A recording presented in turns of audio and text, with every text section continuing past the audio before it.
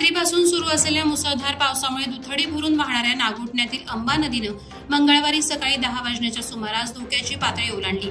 यानंतर थोड्याच वेळात अंबा नदीचं पाणी नागोठणे एसटी स्थानक, आठवडा बाजार, छत्रपती शिवाजी महाराज चौक, मरियाई मंदिरासमोरील मुख्य रस्ता यासह इतर सखल परिसरात पुराचं पाणी आलंय। यामुळे या परिसरातील नागरिकांनी आणि दुकानदारांनी दुकानातील सामानाची हलवाहलव केली। येथील विशाल मेडिकल समोर असलेल्या मिनीडोर रिक्षा स्टँडच्या परिसरात तसंच नागोठणे एसटी बस स्थानकासमोरील परिसरात पुराचं पाणी आल्याने याचा वाहतुकीवर परिणाम झाला।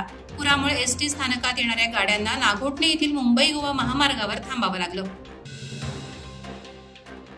सीसीटीव्ही कॅमेरे कुठेही अनियंत्रितपणे बसवले जातात, त्यासाठी कोणत्या निधीतून खर्च झाला, देखभाल दुरुस्ती कोण करणार याचे नीट नियोजन नसते।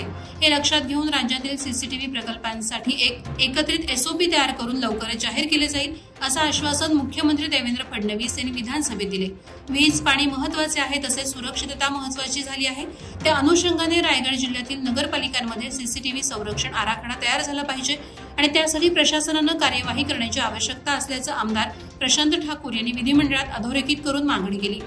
त्या अनुषंगाने सकारात्मक कार्यवाही करणार असल्याचं मुख्यमंत्री देवेंद्र फडणवीस यांनी आश्वासित केलं। उरण तालुक्यातील 35 ग्रामपंचायतींच्या सरपंचांचे आरक्षण मंगळवार दिनांक 15 रोजी सोडत पद्धतीनं काढण्यात आलं। उरणचे तहसीलदार डॉक्टर उद्धव कदम यांच्या अध्यक्षतेखाली ही सरपंच आरक्षणाची सोडत पार पडली। या सोडतीत 35 पैकी 17 ग्रामपंचायतींमध्ये महिला राज येणार आहे। विंदडे, सारडे, बागोटे, बांधपाडा, कुंडे, गोवटणे, पाणजे, धुतुम, चिरनेर, पुनाडे, नवघर या ग्रामपंचायतीत सर्वसाधारण महिलांचं आरक्षण पडलंय। केगाव, बिरकोन, बोकडविरा, मोठी जुई आणि कळंबुसरे येथे नामाप्र महिला सरपंच पदाचं आरक्षण आलंय।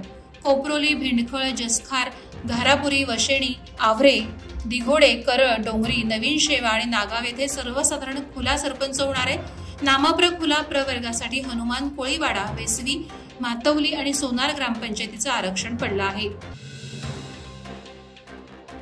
माणसातला देव म्हणून ख्याती असलेले पनवेल येथील गुणे हॉस्पिटलचे डॉक्टर गिरीश गुणे यांना त्यांच्या वाढदिवसानिमित्त क्रियाशील प्रेस क्लब महाराष्ट्राच्या वतीनं मंगळवारी शुभेच्छा देण्यात आल्या।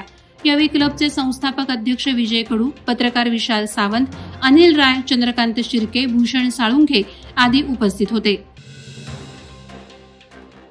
आज सकाळी मुंबई पुणे महामार्गावरील मुंबई लेनवर इर्टिका कार आणि ट्रक यांच्यात अपघात झाला। कार चालक सागर गायकवाड यांनी इंजिन गरम झाल्याने कार रस्त्याच्या कडेला उभी केली असता पाठीमागून येणाऱ्या ट्रकने धडक दिली। ट्रक चालक घटनास्थळावरून पळून गेला। अपघातात कारमधील 2 प्रवाशांपैकी धीरज गुप्ता जखमी झाले असून त्यांना एमजीएम हॉस्पिटल कामोठे येथे दाखल करण्यात आलं। पळसपे वाहतूक पोलिसांनी घटनास्थळी पोहोचून वाहतूक सुरळीत केली। अपघाताची नोंद खांदेश्वर पोलीस ठाण्यात झाली आहे। चौक बाजारपेठेतील रस्ता आणि गटाराचं काम सुरू असून लवकरच खड्डेमुक्त रस्ता मिळेल अशी आशा ग्रामस्थ, व्यापारी आणि ग्राहकांना आहे। अनधिकृत बांधकाम, फेरीवाले, पाण्याचा निचरा, पार्किंग आदी अडचणींमुळे कामाची गती मंदावली होती।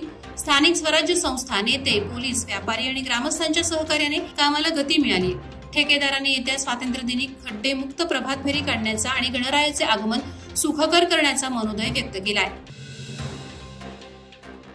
सकाळपासून पडणाऱ्या मुसळधार पावसामुळे सर्वत्र हाहाकार उडालेला असतानाच रोहा येथे जाण्यासाठी मुख्य राज्यमार्ग असलेल्या नागोठणे रोहा रस्त्यावर भिसे खिंडीत एक महाकाय वृक्ष आणि दरड कोसळली आहे। आज सकाळी 10 वाजण्याच्या सुमारास ही घटना घडली आहे। याशिवाय पावसाच्या पाण्यामुळे डोंगरातील लहान मोठे दगड रस्त्यावर वाहून आलेत। या घटनेची माहिती मिळताच सार्वजनिक बांधकाम विभागानं रोहा शाखा अभियंता एम घाडगे आणि त्यांचे सहकारी तसंच नागोठणे पोलीस ठाण्याचे सहाय्यक पोलीस निरीक्षक सचिन कुलकर्णी आणि त्यांचे सहकारी त्वरित घटनास्थळी गेले। नंतर 2 जेसीबीच्या सहाय्याने 4 तासांच्या अथक प्रयत्नांनंतर पडलेली झाडं आणि दरड दूर करून हा मार्ग वाहतुकीसाठी खुला करण्यात आला। वादळवारा लाईव्हसाठी न्यूज ब्युरो, रायगड। नवी मुंबई व रायगड जिल्ह्यातील ताज्या बातम्या आणि घडामोडींसाठी सबस्क्राईब करा वादळवारा लाईव्ह चॅनल आणि दाबा बेल आयकॉन।